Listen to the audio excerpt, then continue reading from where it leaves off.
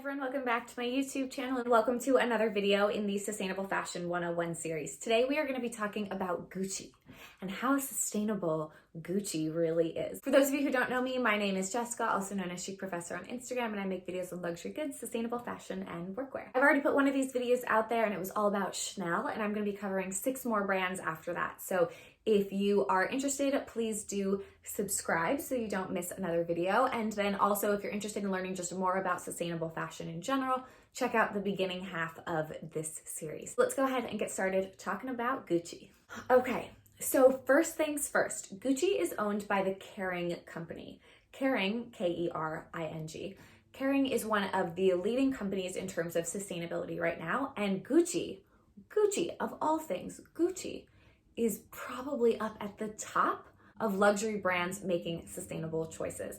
I would say it's like Gucci and Stella McCartney for the win. Now I haven't finished researching everything, but from what I've gotten so far, they really are doing quite a bit. We'll see how LVMH comes in when I do some more research on Louis Vuitton. But as of right now, Kering is really doing a lot. Now, part of the reason for that is Stella McCartney used to be under Kering, and then just the company owns a lot of different things and they're just making a lot of sustainable initiatives. But let's talk specifically about what Gucci as a brand is doing to be or not be more sustainable. Gucci has a section of their website called Gucci Equilibrium, and Gucci Equilibrium goes through a ton of different steps and different initiatives that the company is taking. Now, if you watched my video on Chanel, I said that the initiatives that they were discussing in Chanel were really very vague. Not so with Gucci. They are making real progress towards things. They're giving actual numbers and they're giving reasons for how they're going to get to those numbers. So that is a really nice step to see. Also joined the G7 Fashion Pact, which of course was started by the leader of Kering. So it's not a real surprise that Gucci joined that. But then Gucci decided to take it a step further and announced that they are going fully carbon neutral. That's a big deal and that's hard to do. They do address that the only way to go fully carbon neutral is to like close up shop, and they're not going to do that because 18,000 people would lose their jobs and that doesn't make sense. So they are taking steps, they're becoming as carbon neutral as possible, and then they are offsetting. And what offsetting means, for those of you who don't know, is you can put money towards things like planting trees. They're really helpful in terms of lowering carbon emissions, and then they're creating more carbon emissions so they can kind of get themselves to a net of zero by doing that. So that's what they mean by offsetting, but that is a step that a lot of other brands are only doing to a small extent.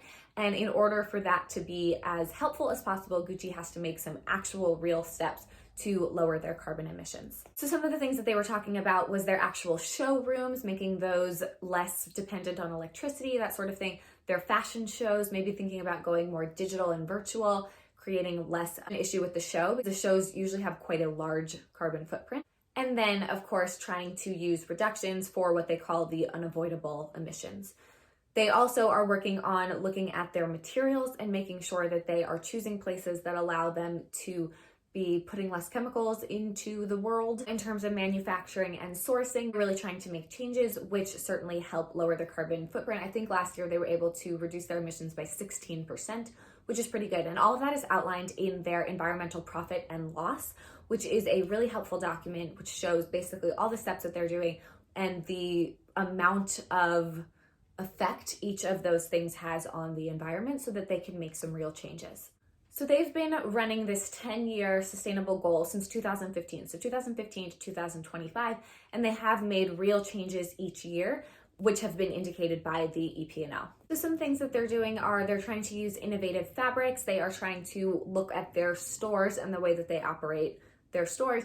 They're also looking at different materials. They've gotten rid of PVC in their collections, which has been really big because PVC then became like this big trend, and so that's why you didn't really see that at Gucci. They've been looking at chemical use, as I said. They've been looking at transportation, how they're getting their goods from different places, and then they've also been looking at their supply chain and making sure that their supply chain is as traceable as possible. They know exactly where everything is coming from so they can make good decisions and use suppliers who are making more sustainable choices. In terms of materials, they are looking into lab-grown leather. They said right now it's not at the place that they need it to be to source the amount of material that they need, and it's not quite at the level that they want it to be as luxurious as possible. But in general, that's something that they're looking into, which I know if you watched my video all about leather, a couple of you were really excited about seeing the new technology that might be coming in that sphere. And so if Gucci hops on that bandwagon when it's really truly ready and is getting more popular, that will be really, really huge. So they're by no means perfect. In fact, Chanel actually beats them in terms of like exotic skins. Gucci still uses those, and of course they still use leather and things. I don't know that leather's gonna go away totally, but maybe they'll start using a lab-grown leather in some of their stuff. We'll see what happens in the future, but they are making some really good steps forward, which is a lot more than a lot of other brands can say. So if you've been interested in Gucci lately, I think you can feel pretty good that they are making some good steps, and I'm really excited to watch where they go in the future. So thank you all so much for watching. I hope you have a wonderful day. Please share this with someone if you learned something new, as we can all become more educated consumers. I will see you in my next video. Bye.